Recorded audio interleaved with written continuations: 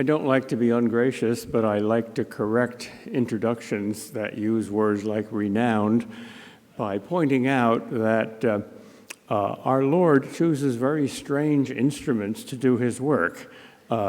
When he entered Jerusalem to do the most important work that anyone has ever done in the history of the world, he rode a jackass. He still does.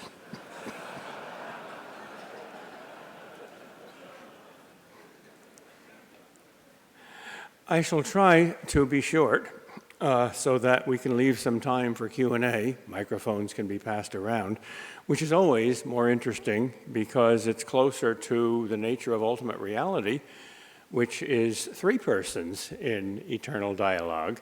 Well, at least two persons is better than just one, which is why dialogue is always more interesting than monologue. What are the 7 reasons why everyone should be a Catholic? Well, to be very simple, it's true, it's good, it's beautiful, the facts of history prove it, it produces saints, it gets you to heaven, and this is where you meet Jesus Christ. Let's start with the first 3. Truth, goodness, and beauty are the 3 things that everybody wants. They're the 3 foods that every human soul is designed to hunger for infinitely. We're satisfied with other things. We're not satisfied with any amount of truth. Would you like to know the truth on Monday but not on Tuesday? We're not satisfied with any amount of goodness. We want it to just keep pouring out. The only place that it does that from is the infinite source that is God. And we're not satisfied with only a little beauty. Beauty whets our appetite for more and more and more. And the 3 theological virtues, faith, hope, and charity, which are the spiritual glue that sticks us to God, are the Church's answer to those 3 innate human desires. How do we know the truth? By faith, by accepting the word of truth himself. How do we know the good? By love, by charity. That's the essence of good. And you attain it only by doing it. How do we attain beauty? What is the most beautiful thing in the world? Our hope of infinite beauty in heaven. Isn't it interesting that whenever we have a long story, an epic, a great novel or a movie or a great myth, there's always 3 characters, 3 protagonists, 3 heroes, and one of them is always a leader, a king or a captain. One of them is always an intellectual, a scientist or a philosopher, and one of them does the humble spade work, like a priest. Prophet, priest, and king, the 3 offices that God himself appointed in his chosen people and in our souls. For instance, in The Lord of the Rings, the 3 main characters, all of whom are Christ figures, because all of whom die and resurrect in different ways, are Gandalf, who's a prophet, and Aragorn, who's a king, and Frodo, who's a priest. In The Brothers Karamazov, the greatest novel ever written, we have Ivan Karamazov, who is the philosopher, a prophet. He's a false prophet. He's an atheist, but he's an honest one. And Dmitri, who is, like his father, strong-willed. He's a bad king, but he's a king. And Alyosha, who's a confused priest, but he's a priest. In the most philosophical science fiction series TV ever had, Star Trek, we have Captain Kirk, who's the captain, and Mr. Spock, who's the science officer, and Bones McCoy, who's the humble country doctor. Even in the Gospels, Peter, James, and John, Jesus' hand-picked inner circle of 3 correspond to that. John, as we know from his books in the New Testament, is the great prophet, the intellectual, the mind. And Peter is the rock, the ruler, the king, and James is a practical moralist. He's probably not the same James who wrote the epistle, but the epistle is certainly very, very practical. The reason this is so, this is everywhere. You find this in even simple movies like Jaws. Here you have Captain Quint, who's the captain of the Orca, and you have Hooper, who's the visiting scientist, and you have Brody, who's the local bumbling sheriff. The reason this is so is that they reflect us. They reflect the human soul. And God, who designed the human soul and designed it to run on the fuel that is nothing but himself, which is why no other fuel works, which is why our hearts are restless until they rest in him. God wants to pour himself into all three of these powers of the soul. And he pours himself into our mind by faith, and into our will by charity, and into our well, the third power is rather more difficult to define, the mysterious heart or spiritual emotions. He does that by hope. Faith is our relation to truth, and goodness is the fruit of faith. And joy is the fruit of the spiritual intercourse between faith and hope, between truth and goodness, between the intellect and the will. And the two greatest beauties in the world are truth and goodness. They're beyond the world. The supreme beauty is the beatific vision of God, the contemplation of eternal truth. And the supreme goodness is, in this world, the most beautiful thing we've ever seen is the goodness of a saint. Nothing that we've ever seen with our eyes can compare with the most beautiful thing that human eyes have ever seen 2,000 years ago on Calvary. This is why the most bloody and ugly movie ever made is also the greatest and the most beautiful, The Passion of the Christ. Well, let's take these one by one. Truth. Why must that come first? Because that's the absolutely absolute absolute. Even goodness and beauty have to be true goodness and true beauty. Suppose you could get those other two things, namely goodness and beauty and its fruit, joy, happiness. Suppose you could get them without truth. And then suppose that you had to give up some goodness and some beauty, at least temporarily, to get the truth. Which would you choose? Suppose somebody invented a machine. It's called a happiness machine. And when you walked into that machine, you would be completely happy. And there would be no sin and no guilt and no punishment and no pain and no suffering and no fear. You would have everything except truth. It would be a dream. It would be an illusion. But the illusion would be perfect. And once you walked into that machine, you would never want to walk out. Would you walk into that machine? I hope not. We're trying to find one every day. That's the whole problem with the world. It doesn't believe in truth. If you think that's too harsh, I want to refute you. I think you are honest enough and tough-minded enough to put truth first. I think you all deep down agree that the only honest reason anybody should ever believe anything is because it's true. And I'll prove that to you. Do you believe in Santa Claus? Literally. I mean, the fat, jolly man in the red flannel suit who comes down your chimney and gives you Christmas presents. Of course not. But when you were about 2 years old, you did, right? At that point, you didn't know the difference between myth and fact. And your parents probably told you the myth, the story, which is a nice story because its point is that generosity is fun. Giving is fun. That's a profound truth. But of course, Santa Claus isn't literally true. So I hope that by the time you got old enough to make that distinction and ask your parents, is Santa Claus true? They said something like, well, not the way you think it, but there was a real Saint Nicholas, and he really was generous, and so on. Okay, fine.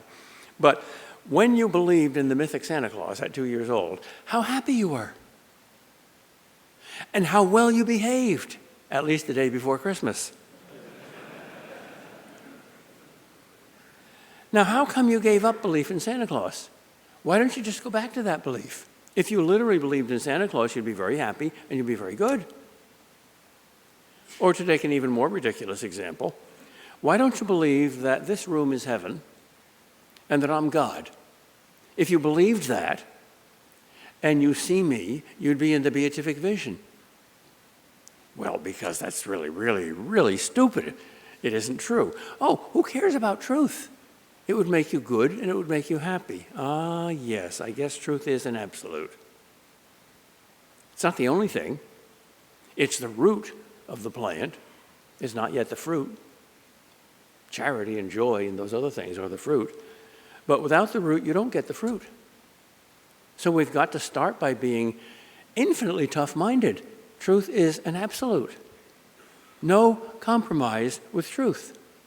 Cardinal Newman once said, if I could get to heaven by telling one little lie, I wouldn't do it, because a heaven that's based on a lie is really hell. All right, the honest motive then for being a Catholic, and the only reason why everyone should be a Catholic, is that it's true, because everyone needs truth. But truth has fruits, and one of the fruits is goodness.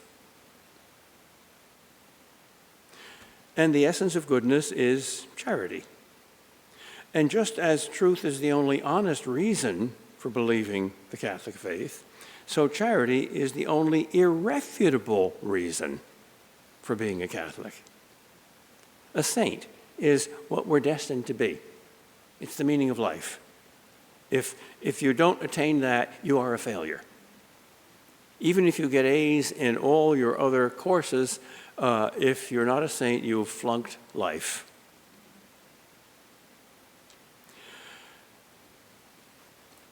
The two always go together, faith and charity, faith and the works of faith, which are the works of love.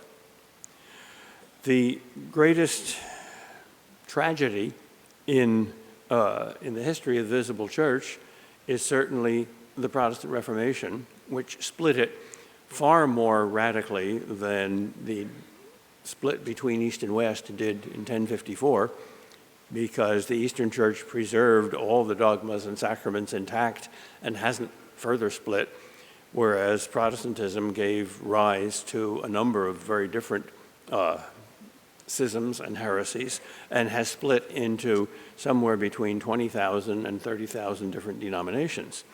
Now, if you ask any biblical Protestant, any Protestant who hasn't abandoned the faith altogether, and I think most of them haven't, if you ask them what was the most important issue that justified Luther in splitting the church at the Protestant Reformation, they would say, well, Catholics didn't know how to get to heaven.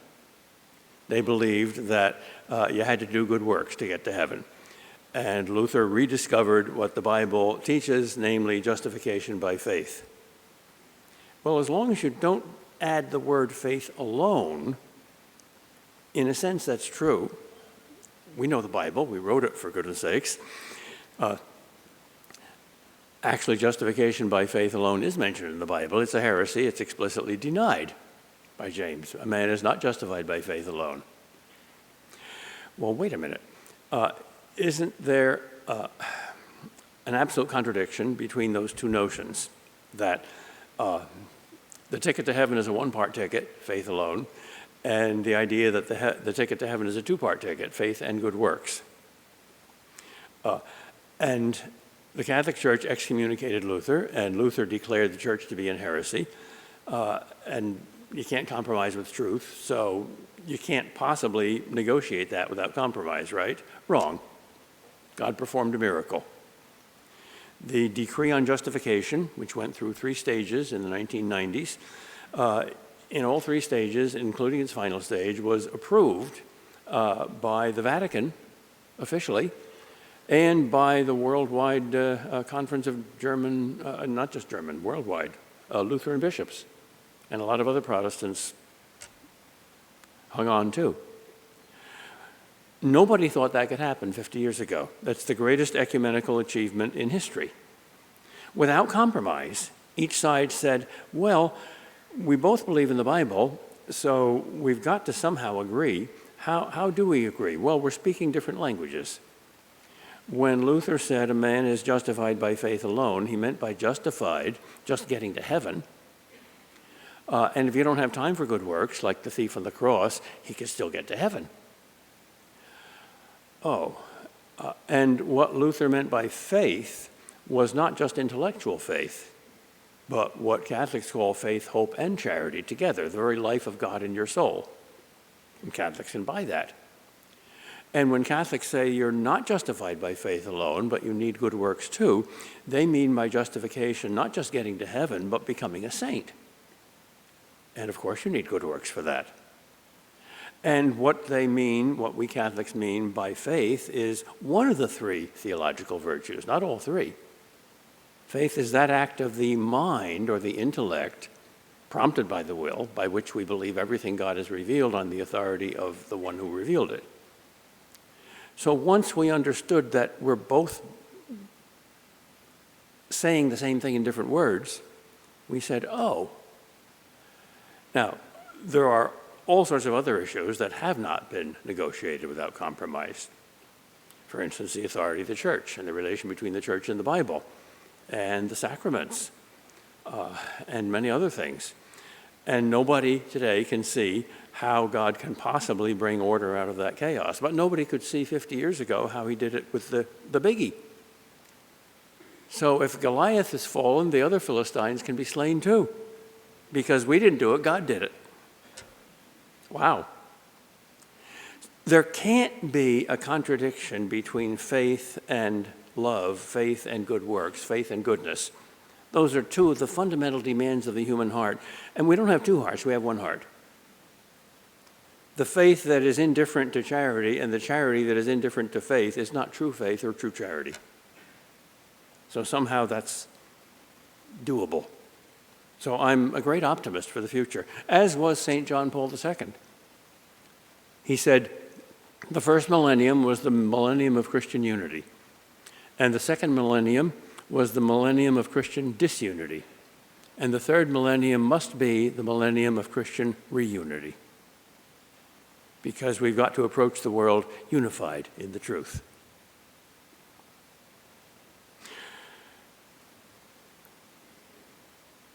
You can argue with the most brilliant theologian who ever lived. Not everybody is a Thomist. Thomas Aquinas was certainly the most brilliant mind that ever lived. But nobody ever could argue with Mother Teresa. Impossible. I mean, even pro-choice people, when they hear her say, what, you're justifying abortion because there's too many children? That's like saying there's too many flowers. How do you deal with an argument like that? One of the most brilliant intellectuals of the 20th century, Malcolm Muggeridge, who was an atheist for most of his life, he was the editor of Punch, one of the funniest humor magazines in the world. He was very British. He made friends with Mother Teresa. He made her famous. There was a miracle which convinced him that she was a saint, but he still wasn't a Catholic. He was only an Anglican. One day he was walking around Mother Teresa's hospital talking, and Mother said, Malcolm, you're a good man. Why don't you see your way all the way through to swim the Tiber? And Malcolm said, this is in his autobiography, I replied, well, Mother, I'll answer you in your own words. I guess God sees me here doing some good work, like making you famous. And he says, well, Malcolm's a good man, and I need some good men outside the Catholic Church as well as inside. And then Mother Teresa made me a Catholic by 3 words. No, he doesn't.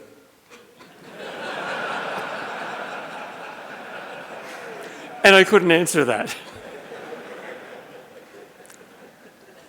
That's the wisdom of a saint. You cannot argue with a saint. Nobody ever won an argument with Mother Teresa. Nobody. So you want to convince the world? There's only one way. Be a saint. Because if not, you're a failure. The 19th century French Catholic writer Léon Bloy snuck into most of his plays and novels a line that he loved to repeat. In the end, life offers only one tragedy, not to have been a saint. The highest authority in the world demands nothing less. In the Sermon on the Mount, most popular sermon ever preached. I don't know why it's so popular, because if you take it seriously and then you look at yourself, the gap between what Jesus himself demands and what you are is immense. You must be perfect as your Father in heaven is perfect.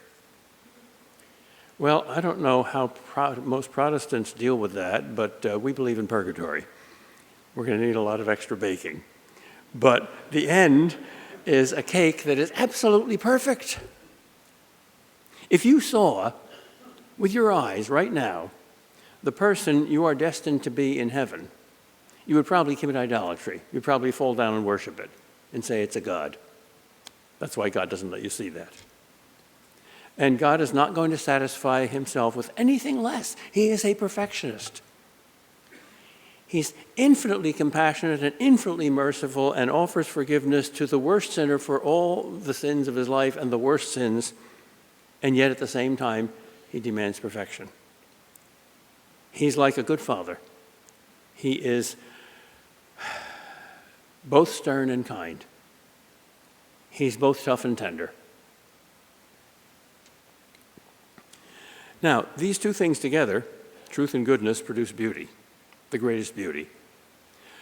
And that is our supreme joy. And we're destined for nothing but joy, nothing less than joy. Not just pleasure. We can get that. We can control that, at least on a physical level and part-time. And even happiness, which is more spiritual and inward, that's not our destiny merely. Happiness also comes and goes. And it's subjective, it's a feeling, it's the satisfaction of our desires, whatever they are, and they're not necessarily wise. And besides, happiness gets boring, which is why we need to act up once in a while, which is the reason why little boys love to use bulldozers. Here, little girls make dollhouses, and that's fine. And little boys smile and bulldoze down the dollhouses. That's not just wickedness.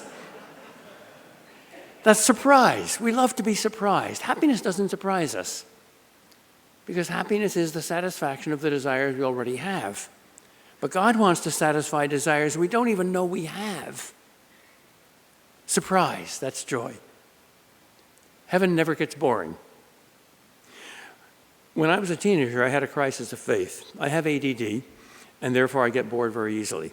And I was afraid I'd get bored in heaven because I thought it was the internal church service. And I usually got bored in church. The only thing that saved me was that verse in the book of Revelation where it says, I saw no temple in heaven because God himself is there. So I said to myself, okay, I guess God's not boring. One of the most impressive things about Christ in the Gospels is that he never bored anybody. I think he's the only human being in history who never bored anybody. He's always surprising you.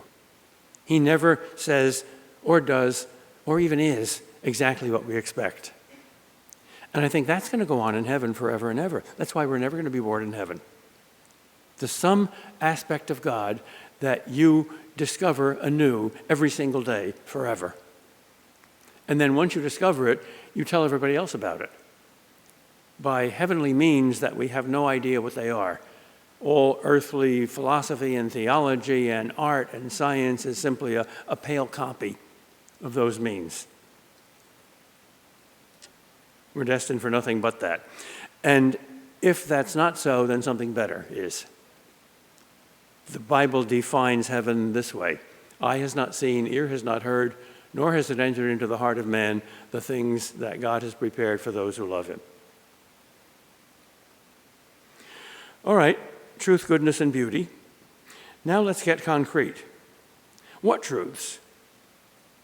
Well, the fundamental truth that made me a Catholic was the historical fact, that Jesus Christ established the Catholic Church. To be a Christian is to accept Christ as your Lord.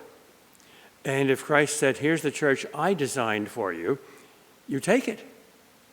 You don't say, well, I want to edit your mail just a little bit instead of faithfully carrying it. You don't do that. If you believe that Christ is God incarnate, and if not, you're not a Christian.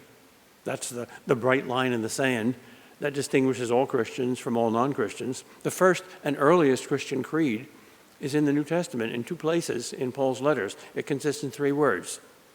Christ is Kyrios, Lord.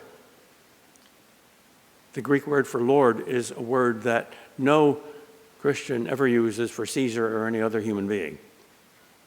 All right, the divinity of Christ is the definitive Christian doctrine. If you don't believe that, you're an apostate, not a Christian. If you do believe that, you're a Christian, however confused you may be about anything else.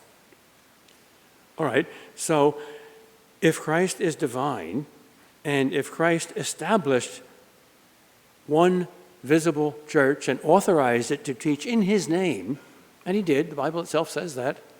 He said to his apostles, he who hears you hears me.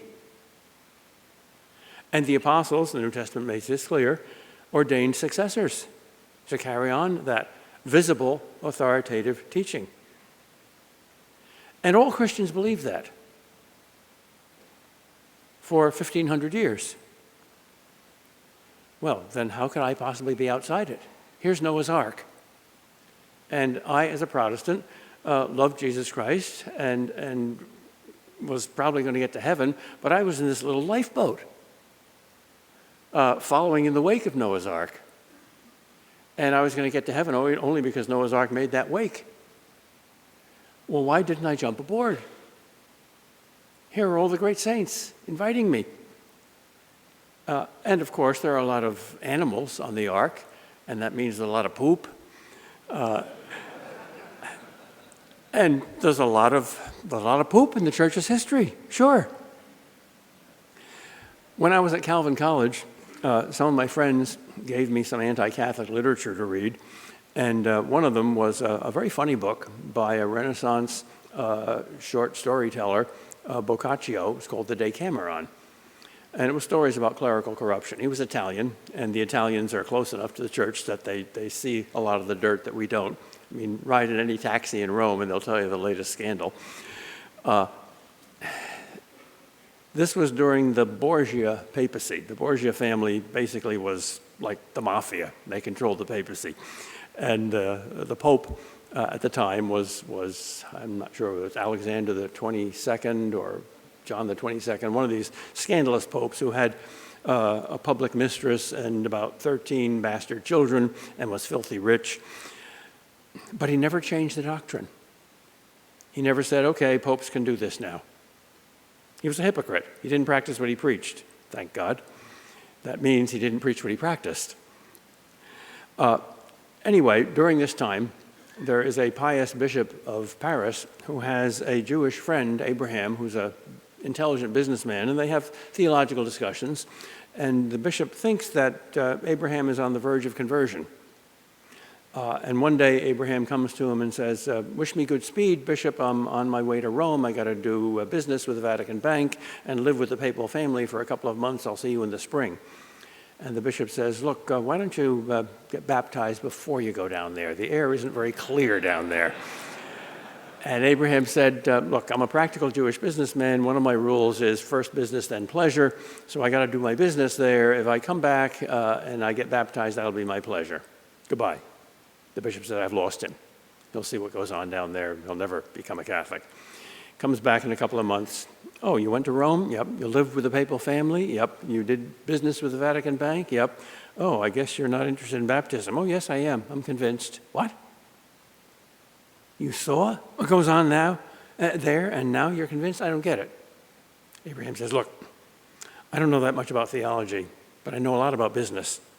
I know for sure no earthly business that stupid or corrupt could last 14 days. Yours has lasted 14 centuries. It's a miracle.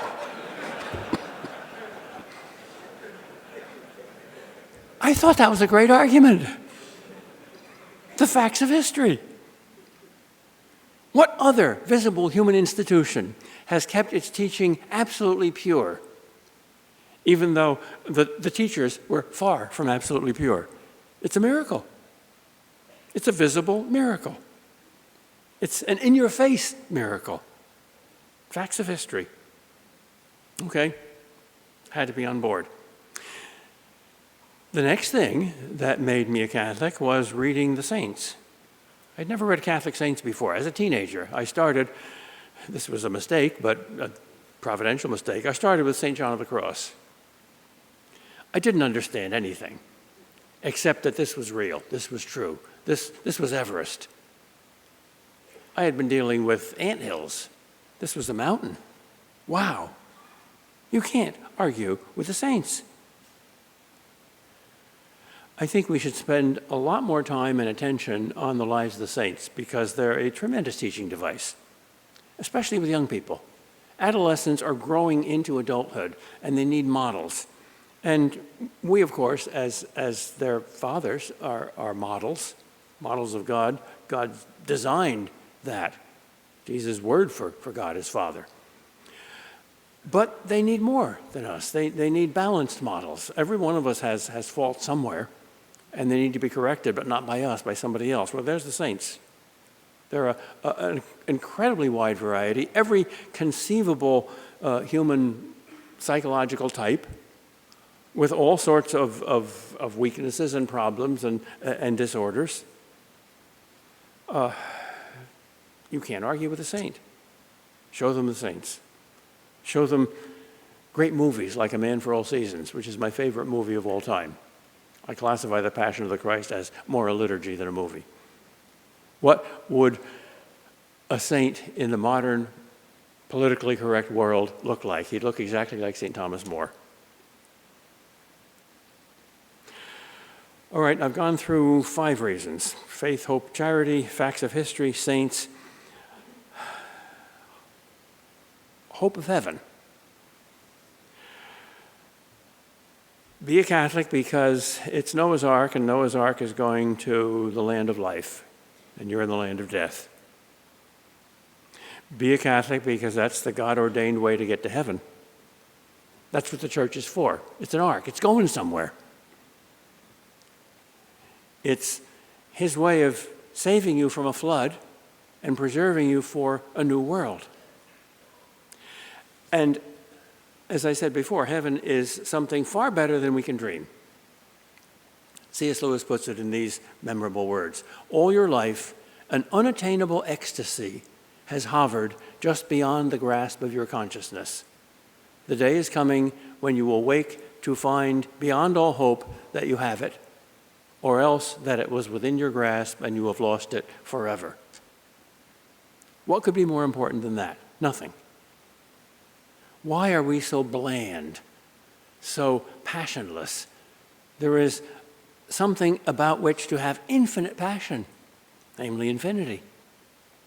And if that's not true, it's the world's biggest delusion. It can't be just a nice ideal. It can't be just a myth. It can't just be a helpful dream. It's either true or it isn't.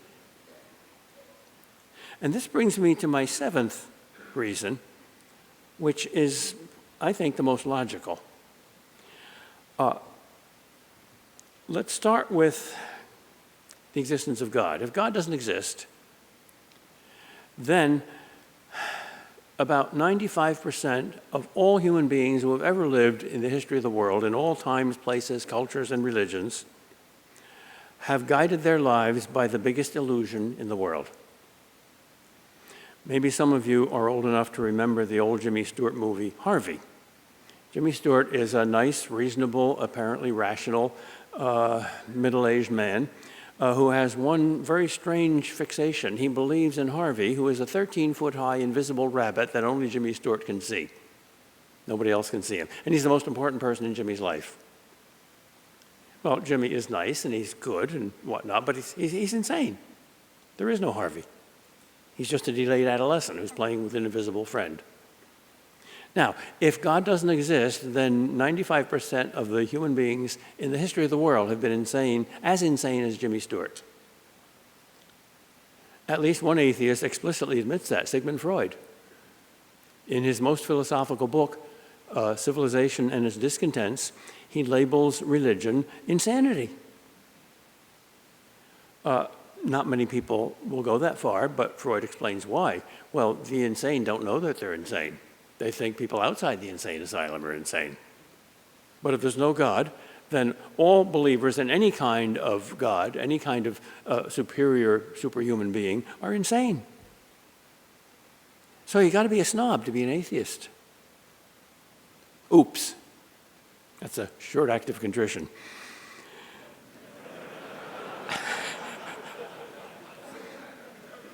Then you come to Jesus, who claims to be God incarnate. Now, that too is an either-or. That's either true or it's not true. If it's true, you have to worship him. And if it's not true, what do you have to do? Well, if you're a good Jew, you have to crucify him. Actually, only the Romans crucified. The Jews used stoning. But when Jesus, in the 8th chapter of John's Gospel, explicitly said to them, I'm God, he didn't use those two words, but he said something even more shocking. Truly, truly, I say to you, which is the rabbinical formula for take this as seriously as possible. It's not a myth. Don't negotiate it. Don't be subtle about it. Don't do a little dance around it. Truly, truly, I say to you, before Abraham was Yahweh. Those words had not been heard since God spoke them to Moses from the burning bush. That was God's own name, so holy that no Jew ever dared to pronounce it. Well, if he isn't who he says he is the world's worst blasphemer and liar. And if anybody deserved to be killed, it was him. People read that passage and they say, well, I like Jews. You're supposed to. Jesus is a Jew. Therefore, I'm not going to say nasty things about the Jews. So they just sort of misunderstood him. No, they didn't. They understood him perfectly clearly, and they were being very faithful to Mosaic law, which demanded execution for blasphemy. If Jesus is not Lord, then he's either a liar or a lunatic, one or the other. The one thing he can't possibly be is the thing that all non-Christians think he is, namely a good man. A man who claims to be God and demands your worship is not a good man. He's a bad man. He's either intellectually bad, insane, or he's morally bad, a wicked liar. The same kind of argument applies to the Catholic Church. Only the Catholic Church claims to be the one infallible, divinely authorized, visible institution on earth. No Protestant church claims that. So if that's not true, then of all the Christian churches, the Catholic Church is the most wicked and blasphemous and arrogant. But of course, if it is true, then everybody ought to join it. It's Noah's Ark.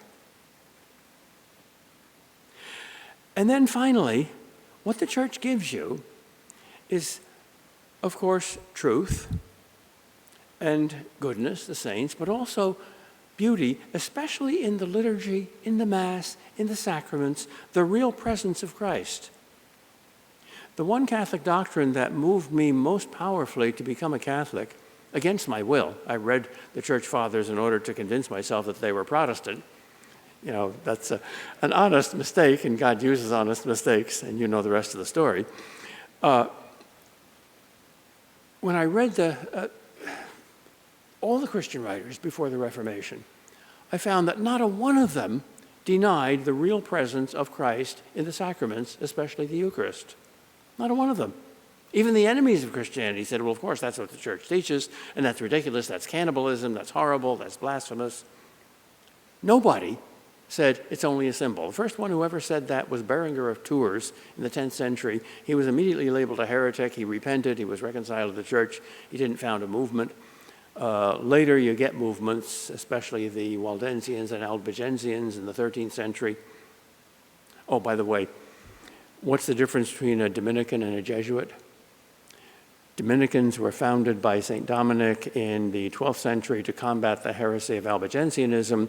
Jesuits were founded by Ignatius of Loyola in the 16th century to combat the heresy of Protestantism. Now tell me, please, how many Albigensians have you met lately? Jesuit joke. Jesuits have a great sense of humor. I love them. Okay, here's this idea that you can meet God incarnate personally, body and blood, soul and divinity, in the Eucharist. That looks like bread and wine. It's not bread and wine. That's Christ's body. That's Christ's blood. After consecration, after transubstantiation. Now, if that's not true, that's the stupidest and wickedest idolatry in history. These stupid Catholics are bowing down to bread and worshiping wine, thinking it's Almighty God. Was the Holy Spirit asleep for 1,500 years? How could he have let all Christians in the world be subject to that ridiculous heresy? Oh, yeah, it's another either or, just like God, just like Christ, just like the church. Well, if he's really present there, then that's like the closest you can get to the marriage bed in dating. Now, I'm not going to ask the question about sexual morality here. I'm just using the same sexual image that the saints use for the spiritual marriage. If Jesus Christ is fully present in the Eucharist, then when you receive the Eucharist, that's the closest you can possibly get to him. That's the most perfect union with Christ that you can possibly get. That's the closest you can get to heaven on earth. And Protestants say, well, no, it's only a holy symbol. Well, here's Jesus knocking at your door. And if you say, well, I don't believe that's you, I just believe that's a holy symbol, you're missing out on something astonishing. By the way, I think this is the main reason Catholics come home. Catholics who have been baptized and then left the church are the second largest religious group in America, next to Catholics who are still in the church. And we got to get them home. America is our primary mission field.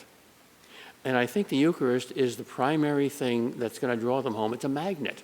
It's a light in the window. It's the fire in the fireplace. The church is a fireplace, and Christ is the fire.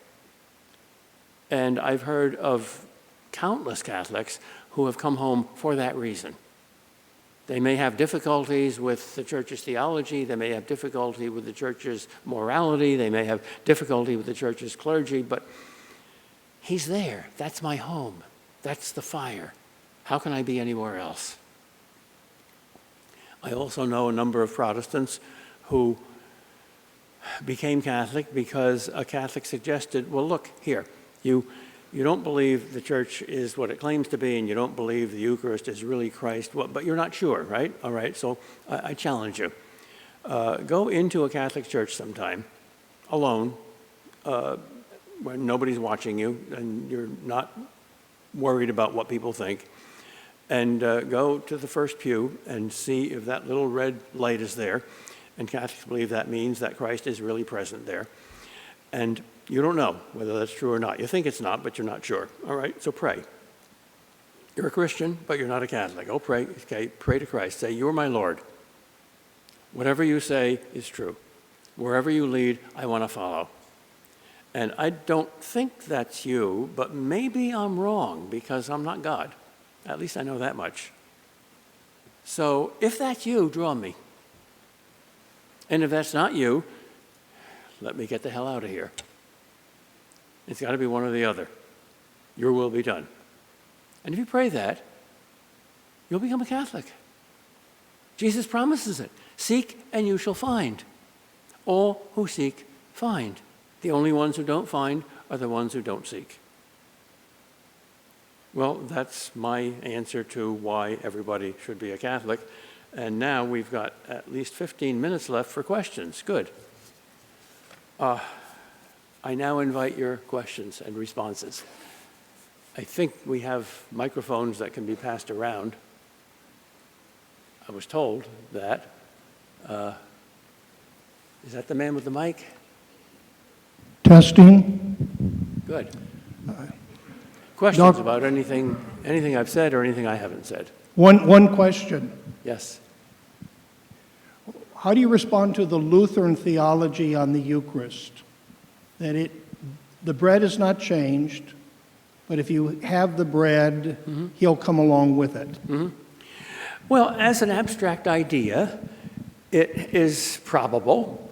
And as an abstract idea, the Catholic notion of transubstantiation is also probable and reasonable. How do you decide between two ideas that are equally reasonable? Well, if both ideas claim to be divine revelation, you test it by its source. What does God say about it? You didn't invent the Eucharist, God did. Now, Luther invented that idea 1,500 years after Jesus Christ invented the opposite idea and authorized the church to teach the opposite idea, which did teach and practice the opposite idea for 1,500 years. So which is more reasonable? In other words, the historical argument. Catholics don't believe each of the strange things they believe because they're great theologians and they figured it out for themselves. They believe it because they're little kids. They're like the Southern Baptist formula. God said it, I believe it, that settles it. In other words, baby doesn't examine the spinach and make chemical analyses of it before baby eats the spinach because mommy says it's good even though it tastes funny. Baby trusts mommy to put the right food on his plate. Dr. Kreeft, thank you so much for your presentation this morning. I had a question, if you could just address your earlier comment about negotiating without compromise and how that is compatible with your later comments about the irreconcilable differences, the either-or option about the claims of the Catholic Church, and how that makes it either a lunatic or a liar rather than true. Well, understanding your opponent and listening to your opponent is not compromise. Here are two parties that teach apparently contradictory things. We're not talking about political compromise there, that's necessary.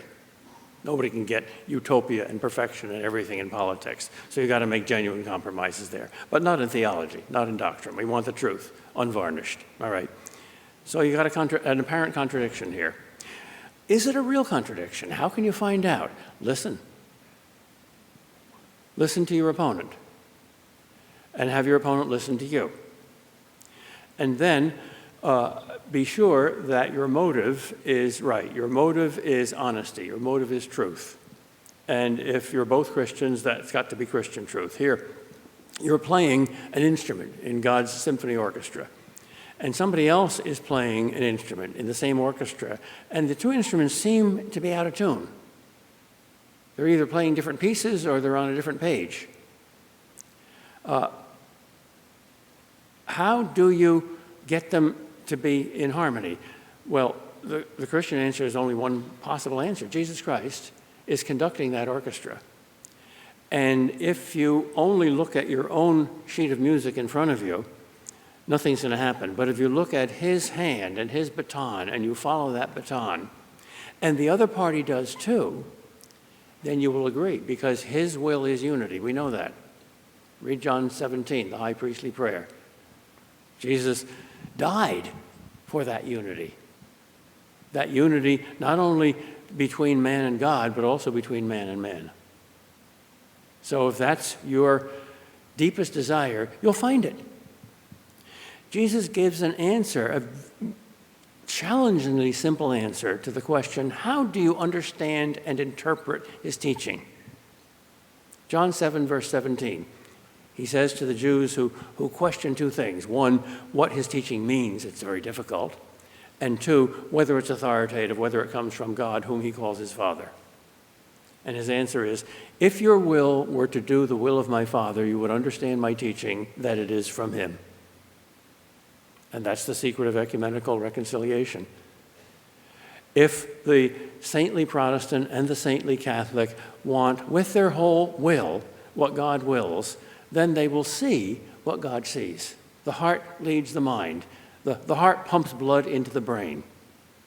That's not true in science. You don't have to love the guinea pig that you're dissecting in order to understand it. But you do have to love the God that you want to understand. And if you do, you will understand him. That's infallible. That's divinely authorized and guaranteed. Of course, that doesn't mean that there's not going to be a lot of misunderstandings and difficulties along the way, and that it might not take a long time. God's a lover, not a train. He doesn't go by a timetable. But it'll happen.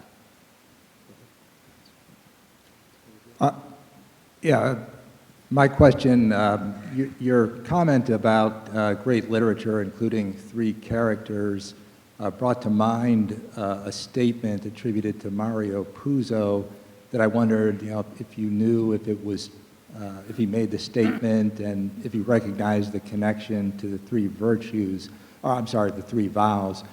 But he said that all great stories were about money, sex, and power. So I'd be curious on your thoughts. Yeah, money, sex, and power are the three sources of the three great temptations, pride and greed and lust.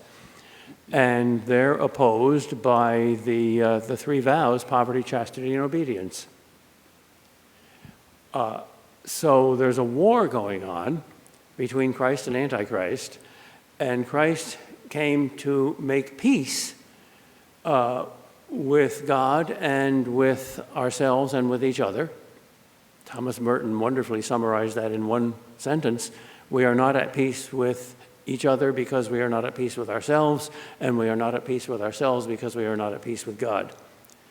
But in order to attain that peace, you have to be at war with the devil's war, because the devil wants you to make peace with money, sex, and power, pride, greed, and lust, the world, the flesh, and the devil. So here are the three weapons that God has provided against that. So we have to make a war against war. Blessed are the peacemakers. He didn't say, blessed are the people who find peace easy and just swim in it. Blessed are the peacemakers. And in order to make peace, you have to war against the sources of war.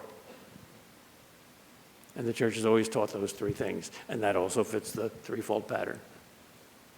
And it's not just clergy who practice poverty, chastity, and obedience. They make special vows, but they are like the iceberg above the water, and the laity is that same iceberg under the water. My question has to do with Paul. The Protestants, a lot of times, will quote the teachings of Paul from the scriptures, and I was just wondering, when Paul would travel around trying to teach everyone about Jesus, in his teachings, would he give the Eucharist as part of his teachings? Well, he said a lot about the Eucharist, especially in Corinthians. And word and sacrament, teaching and the Eucharist are the two indispensable parts of evangelism. And Paul's the great missionary who, more than anyone else, started it. So the answer is a resounding yes. Although what Paul says, both about theology and about the sacrament, is not totally adequate and totally clear, and it needs interpretation. And James himself refers to Paul's letters, which were apparently already in circulation, when he says, Paul is difficult to understand. That's why we need a living teacher to teach that sacred book. The textbook is finished. It's unchanged. The Bible is not going to be added to, but you need a living teacher to interpret it. So the church continues to unpack the profound truths that are already packaged completely in the Bible, but you always get more and more. That's true even of secular classics. How much has been written about, let's say Hamlet, probably the greatest play ever written. Thousands and thousands of books. Is there nothing new to say? Oh, sure, there's always something new to say. Because we're talking about the human spirit, which is in the image of God and therefore has a kind of infinity to it. So you need proper interpretation. That's why you need a living church. Because the alternative to that is 30,000 different denominations. Would you explain the dubia, the lack of a response, and whether we are in schism? No, I'm not a professional theologian, so I'm not sure about those categories. Sorry. I'll tell you what I know, I'll tell you what I don't know. I have a simple question. Can non-Catholics get to heaven? Yes, the Catholic Church says so, very clearly in Vatican II. Of course. You don't get to heaven by passing a theology exam at the Golden Gates. If you did, we'd all flunk. You get to heaven by faith, hope, and charity. And Protestants can have that, yes. And there's a lot of Protestants that are a lot holier than we are. And we can learn from them. Yes, I've been challenged with this question. Maybe you can answer it. Why would I want to pray to the saints, and in particular, pray to Mary, when I can pray to Jesus directly? Well, that's like saying, why should I ask my mother to persuade my father to give me this thing that I want instead of going to my father directly? Or why should I ask my Christian friend, please pray for me, when I can ask God directly? You know, heavenly realities and earthly realities aren't two totally different things. One is the image of the other. So, because God designed this, and God designed us to be in His image. So if we ask our earthly friends to pray for us, and no Protestant denies that, why shouldn't we ask our heavenly friends to pray for us? The only possible reason is because your heavenly friends can't see you anymore. But Scripture itself says that's not true. We're surrounded by a great cloud of witnesses. How many people are watching this thing that's going on right now? Many more than 1,000. Your grandparents, your beloved and departed family members. Do they not care about you anymore in heaven? I mean, when you get to heaven, let's say you die before your wife dies, and you love your wife dearly. Are you going to say to God, please don't show me how well my wife is doing, and please don't let me pray for her. I'm in heaven now. I'm not on earth anymore. Of course not. If you're a lover, you're going to say, God, how can I help her here? And God's going to say, you can do more for her now in heaven than you ever could on earth. I read an autobiography of a Presbyterian pastor. He was an adult. He's still a Presbyterian. He didn't become a Catholic. But there's a chapter in it where his father, who was also a Presbyterian minister, died. And he loved his father very much. And he was about 12 years old when it happened. And he said, that night, as usual, I prayed for my father, kneeling to say my prayers at my bedside. And my mother, who heard my prayers, said to me, "Oh, son, we must not do that. We are not Roman Catholics." And he said, at that moment, an iron gate clanged shut between myself and my father. His death didn't do it. My mother's words did it. So to this day, I can't believe that she was right. There's a deep instinct that we have to connect with other people. We're not independent. We're not autonomous. We're not angels. We're in families. And in a non-biological way, family continues in heaven. The gap between earth and heaven is not an iron gate. So of course there's the communion of saints. And of course we can pray for each other even though we don't see each other. We can pray for them and they can pray for us. Thank you for coming today and speaking. I just wanted to say I recently enjoyed your recent PragerU videos. Also, I've read you through college until today. And one of the greatest things, or favorite books, is Christianity for Modern Pagans, when you wrote about Blaise Pascal's wager. And that was very meaningful to me and changed kind of the course of my life.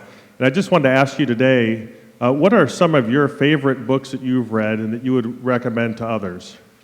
Well, my best books are always the ones about great authors, because I'm a bug.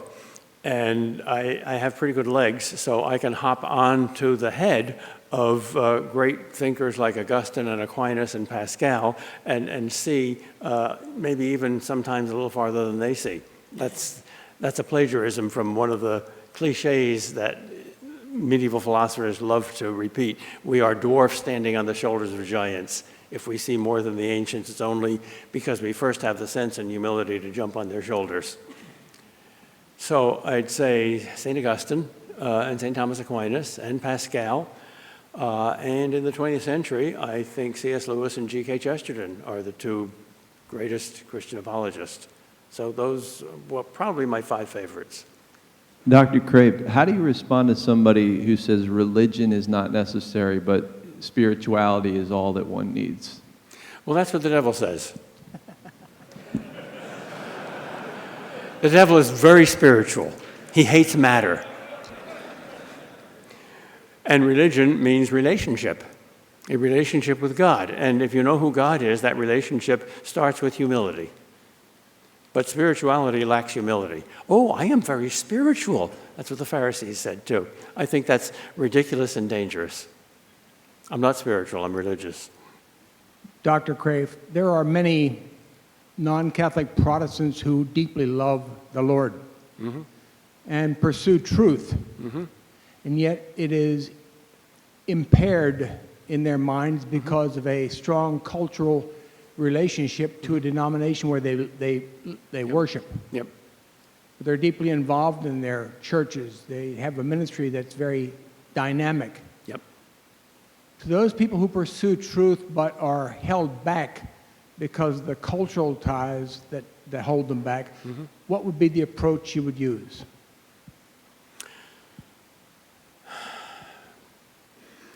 Try to see God's hand. Try to see the baton and follow it. C.S. Lewis is the prime example of that. Here is a brilliant, honest, and very, very good Christian who never saw his way through to the Catholic Church, even though he had deeply Catholic sensibilities. He believed in purgatory.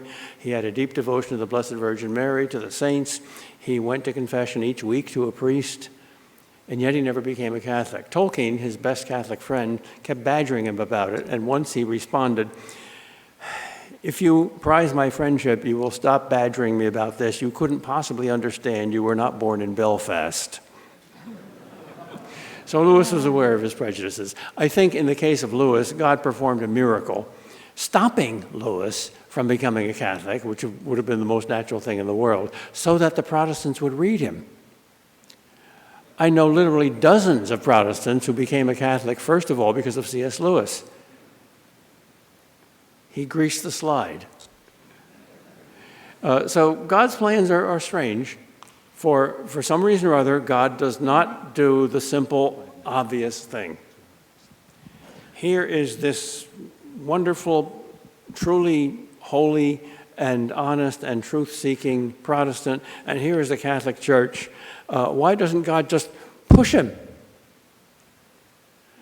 I don't know. Why are there mosquitoes?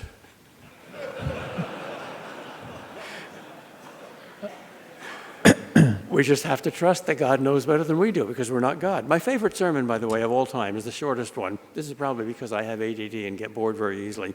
Shortest sermon I ever heard, a mystical vision of St. Catherine, late medieval mystic. God said, "I'm going to summarize all of divine revelation in 4 words. This is all you need to know. This is the Bible in 4 words. 2 sentences. 1, I'm God. 2, you're not." We keep forgetting that second thing. Dr. Kreeft, I'm teaching confirmation, and to help kids kind of tie it all together, I have God's phone number. You call one God, 3 persons, 5 precepts of the church, 7 sacraments, 7 gifts of the Spirit, 7 virtues, 10 for 10 commandments, 12 for fruits of the Spirit. The one part of the phone number that gets messed up is 5, the precepts of the church, regular Mass attendance. You teach the kids at confirmation, great, they're confirmed, boom. Only 1 out of 4 come back in regular Mass attendance. So can you speak to that in a Protestant culture? The obligation to attend seems like a work, okay? And I can go to heaven without that work. So that particular precept, if you want to enlarge on that. Thank you. Well, you can get educated without reading books, and you can be married without ever making love, but that's silly. I mean, if they understand what the Mass is, it's not an obligation so much as a privilege. And the fact that God makes it an obligation is itself a privilege. How compassionate for God to look down on us fools who are bored with the marriage bed and prefer something else, let's say an indefinite courtship, and say, no, that's what it's all about, go there. He makes charity a duty. Most people think love is a feeling. Of course, that's ridiculous. You can't command a feeling, but you can command love because love is an act of the will. So God commands us to love, thereby making it a duty, thereby making it non-negotiable. Good, that's compassion. He does the same thing with Mass attendants. So I would say just if you get them to understand and fall in love with Christ and believe his real presence in the Eucharist, how can they not go to Mass? And if you can get them to see that the Church's rule is not simply one of control or order, but one of love and compassion. We're so stupid we have to be reminded by commands to do the greatest thing we can do in this life, the greatest privilege we have in this life, to get that close to Almighty God.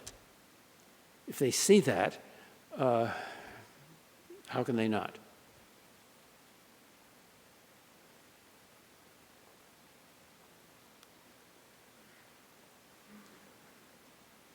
Time is relative, but not totally relative, so I guess we have to end. What kind of relative is time? Well, it's like an uncle.